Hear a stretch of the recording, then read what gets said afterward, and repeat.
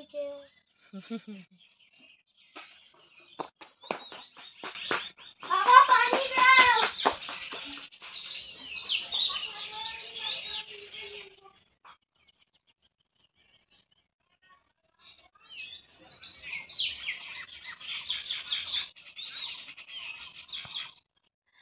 আসসালামু আলাইকুম everyone, good morning, welcome back to our channel Masum Monika YouTube চ্যানেলে তোমাদের অনেক অনেক স্বাগত, অনেক অনেক ভালোবাসা জানাচ্ছি।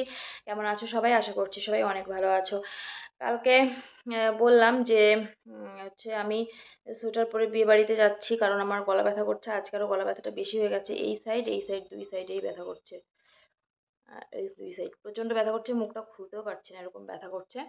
তো এখন বাজে এই যে 10:30টার মতন। আমি বিছানাপত্র তুললাম। সকালে আমাদের তো চা টিফিন খাওয়া হয়ে গেছে। এতক্ষণে ভিডিওটা শুরু করলাম। মুখটা একটু ফোলা ফোলা লাগছে না? ব্যথায় এই গাল দুটো না ফুলে গেছে। তো আমি এই যে বিছানাপত্র তুললাম, তুলে এখন চলে যাব রান্নাঘরে, রান্না বসাবো।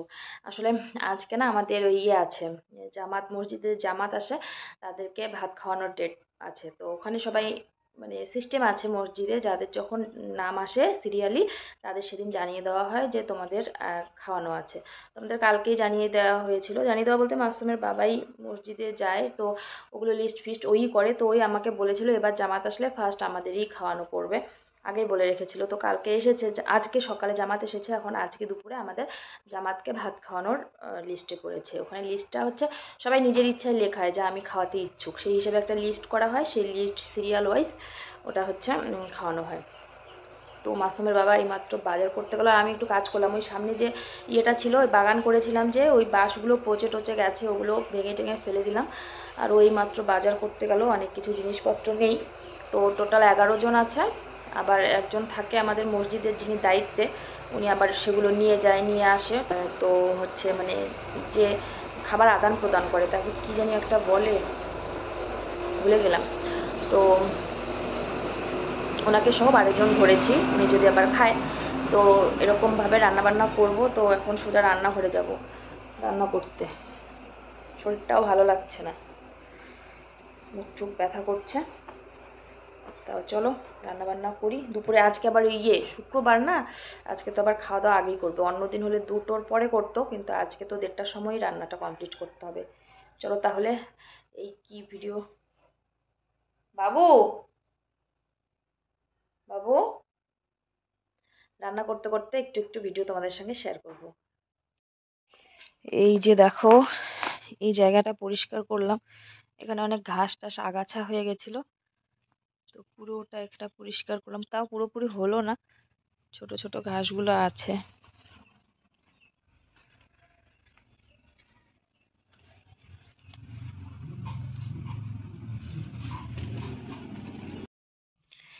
লঙ্কার গাছ দুটো রেখে দিলাম, আর বড়গুলো করলাম। এখন বড়গুলো তোলার পর ছোটগুলো চোখে পড়ছে, এগুলো হাত দিয়ে যাই না, এটা দিয়ে বাসনটা দিয়ে করতে হবে।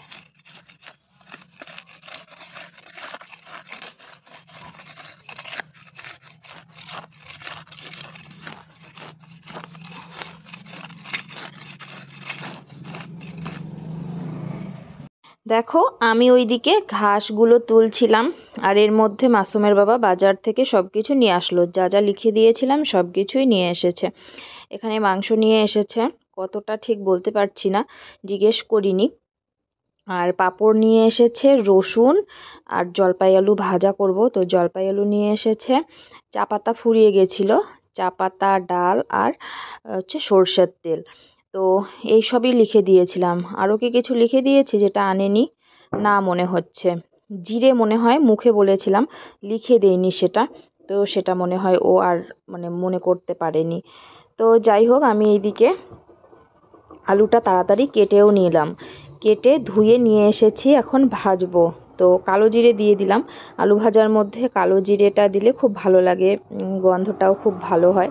আমার তো খুব ভালো লাগে কালো জিরের গন্ধটা। কালো জিরে কিন্তু আমি আগে গোটা কোথাও দিতাম না, এই কিছুদিন যাবতই দেওয়া শুরু করেছি, আর ফ্লেভারটা আমার খুবই ভালো লাগছে। তো আমি সব কিছুতেই দিয়ে দিই।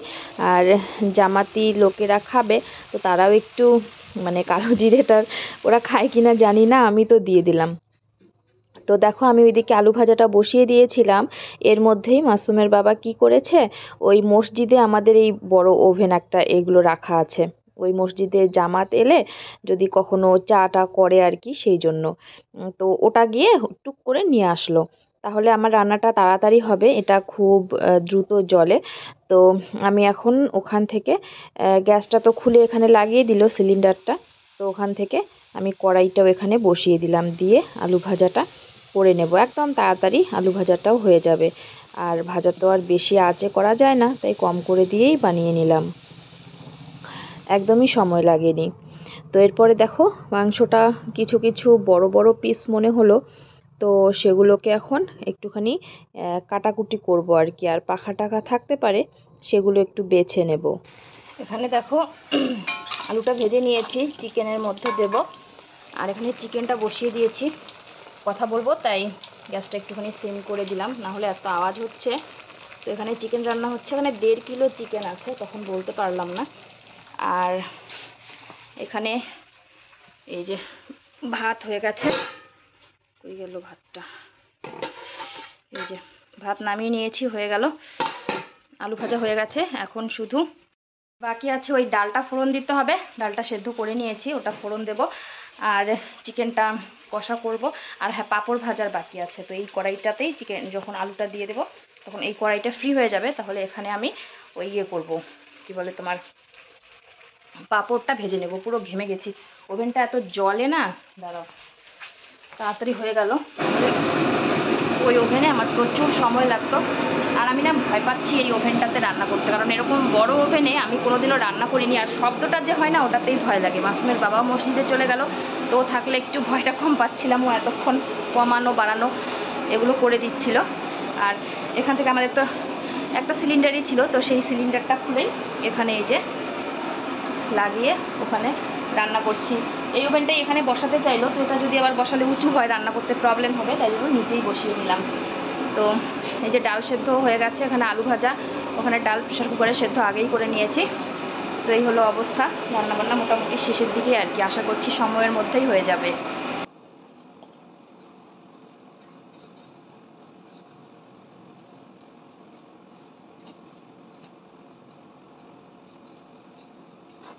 এক হাতে কড়াইটা ভালো করে ধরে আর এক হাতে ভালো করে মাংসটা নাড়িয়ে নাড়িয়ে আমি কষিয়ে নিচ্ছি, আর আগুনটা কম বেশি করে দিচ্ছি, হাতের মধ্যে আঁচ লেগে যাচ্ছে। তো যাই হোক, এরকম বড় কড়াই তো আমার নেই, তো ওই বাড়ি থেকে নিয়ে আসলাম আর কি, হাঁড়িটাও নিয়ে এসেছি। মাংসটা দেখো এখানে কষানো মোটামুটি হয়ে গেছে।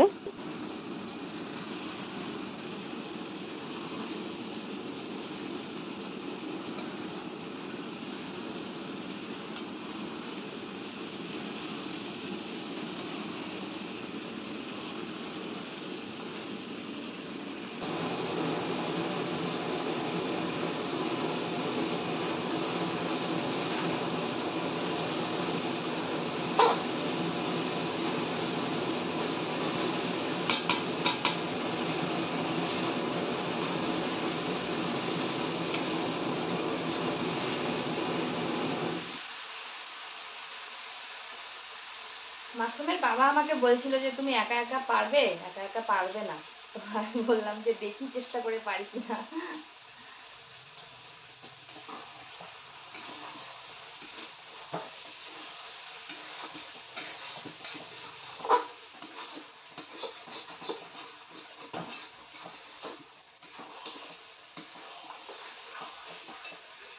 এখন আমি এই যে মানে আঁচটাকে একটু কম করে দিলাম, কম করে দিয়ে ইয়ে করবো, কষাবো মাংসটা। বেশি দিলে না তাপটা এদিকে আসে, হাতে একদম তাপ লাগে, খুন্তি গরম হয়ে যায়, তো তখন নাড়তে অসুবিধা হয়, তাই কম করে দিয়ে কষিয়ে নেবো ভালো করে। এই ওভেনের মানে কমটাও অনেক বেশি মনে হচ্ছে, ওই ছোট ওভেনে রান্না করলে এতক্ষণে মাংস নড়তও না, কষানো তো দূরের কথা।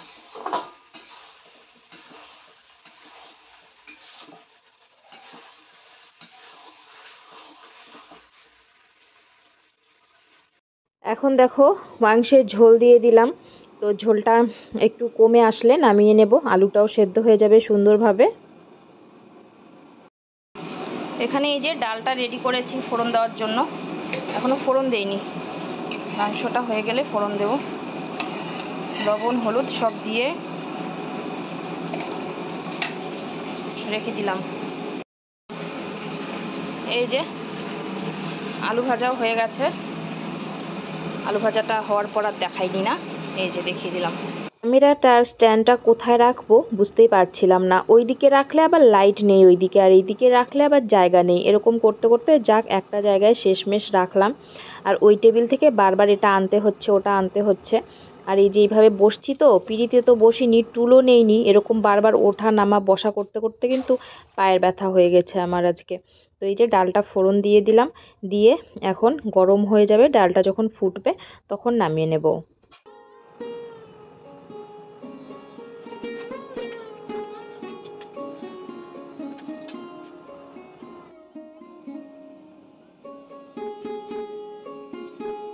ফাইনালি মাংসটা নামিয়ে নিয়েছি। কালারটা কিন্তু খুব সুন্দর হয়েছে আর খেতেও খুব ভালো হয়েছিল।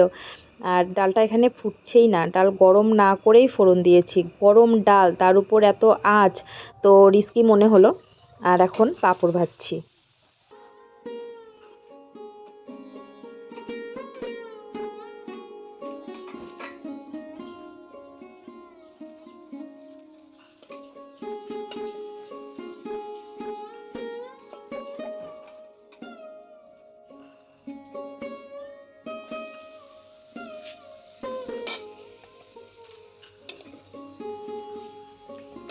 পাঁপড় ভাজছি এখন।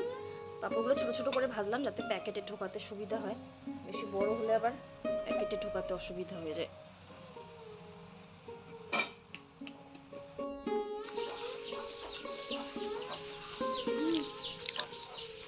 পাঁপড় ভাজা খুব মজা। আমিও বসে বসে খাচ্ছি একটা পাঁপড় ভাজা। পুরোটা নিয়ে নাও না, ওই দেখো। বন্ধুরা, রান্না বান্না শেষ হয়ে গেল, এখন একটু বসলাম। সময়ের আগেই হয়ে গেছে আলহামদুলিল্লাহ। তো ও এখন আসবে মসজিদ থেকে, এসে সব রেডি টেডি করে নিয়ে যাবে। তো মসজিদে খাবার দাওয়ার বাসন আবার ওই বাড়ি থেকে আনতে হবে। ওই বাড়ি থেকে বাসন মানে এক্সট্রা করে রাখা আছে, যেই বাসনে মসজিদে খাবার দেয় সেই বাসনটা শুধু ওই জন্যই ব্যবহার করা হয়, বা কোনো অনুষ্ঠানেও ব্যবহার করা হয়, কিন্তু আদার্স কোনো কাজে ব্যবহার করা হয় না। তো ওরকম আমাদের বাড়িতে বাসন নেই এক্সট্রা করে। তো আমার ছোট জায়ের আছে, সেগুলো নিয়ে আসবো, এসে সেখানে ভালো করে মানে প্যাক ট্যাক করে দিয়ে আসবে। তো আমাদের এখানে বাড়িতে আসে না জামাত, মসজিদেই খাবার দেওয়া হয়। কেউ যদি ডাকে যে মিলাদ পড়িয়ে নেবে বাড়িতে, তাহলে আসে, তাছাড়া আসে না। তো এটাই নিয়ম এখানকার। আগে আসতো, এখন এটাই নিয়ম করে দিয়েছে। তো চলো আমি এখন হাত মুখটা একটু ধুয়ে বসি। একটু দেখো রেস্ট হতে না হতেই মাসুমের বাবা চলে আসলো যে এখনও তুমি রান্না বান্না সব কিছু বালতিতে ভরোনি। তো আমি তাড়াতাড়ি করে ভরে দিলাম। ও এখন এই যে নিয়ে যাচ্ছে। বাইকে করে তো একা একা নিয়ে যেতে পারবে না, সোহেলকে ডাকলাম, সোহেল বাড়িতে নেই, ও বাজারে গেছে কোনো একটা কাজে। তো ও যে একাই নিয়ে যাচ্ছে। তো যাই হোক, ও দিয়ে আসবে, এসে খাওয়া দাওয়া করবে, আমরাও খাওয়া দাওয়া করে নেব। মানিক এসেছিল, মানিক খেলো। তো সবাই মিলে আমরা খাওয়া দাওয়া করে নেব। আর ভীষণই টায়ার্ড হয়ে পড়েছি। একা একা মানে একা কাজ করাটা তো বড় নয়, আমি ওই যে খালি পায়ে বসেছিলাম, বারবার ওঠা বসা করছিলাম, যার জন্য কিন্তু পাটা আমার একটু ব্যথা ব্যথা করছে। আর এই যে দেখো সিলিন্ডারটা এখনও ওই আমার বাড়ির ওভেনে সেট করা হয়নি, এখানেই আছে। তো এখানেই আমি ওই ইয়ে করে নিচ্ছি, চা করে নিচ্ছি, চা খাবো। চা হয়েও গেল, চা ঢেলে নিয়ে গিয়ে ঘরে একটু চা খাবো, খেয়ে একটু রেস্ট করব।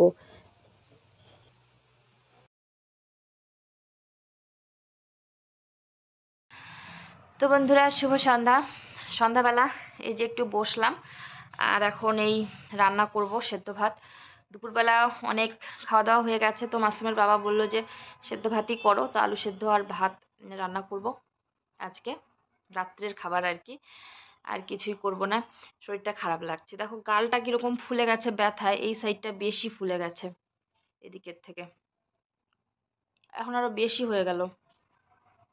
সকালে একটু কম ছিল, চোখ টোকগুলো কীরকম ফোলা ফোলা লাগছে। ঘুমাইও নি, এমনি একটুখানি শুয়েছিলাম, তারপর উঠলাম। তো চলো আজকের ভিডিওটা এখানেই শেষ করি। ভিডিওটা কেমন লাগলো অবশ্যই কমেন্ট করে জানিও। আর এক এক জায়গার এক এক রকম নিয়ম, তাই তো, জামাতকে ভাত খাওয়ানোর। কোথাও বাড়িতে এসে খায়, কোথাও গিয়ে দিতে হয়। তো আমাদের এখানে এইভাবেই খাওয়ানো হয় আর কি। তো কেমন লাগলো ভিডিওটা অবশ্যই কমেন্ট করো, ভালো লাগলে লাইক শেয়ার করো, আর চ্যানেলে নতুন হয়ে থাকলে সাবস্ক্রাইব করে দিও। আজকের মতন তাহলে এখানেই বিদায় নিচ্ছি। সবাইকে আসসালামু আলাইকুম, শুভরাত্রি, টাটা।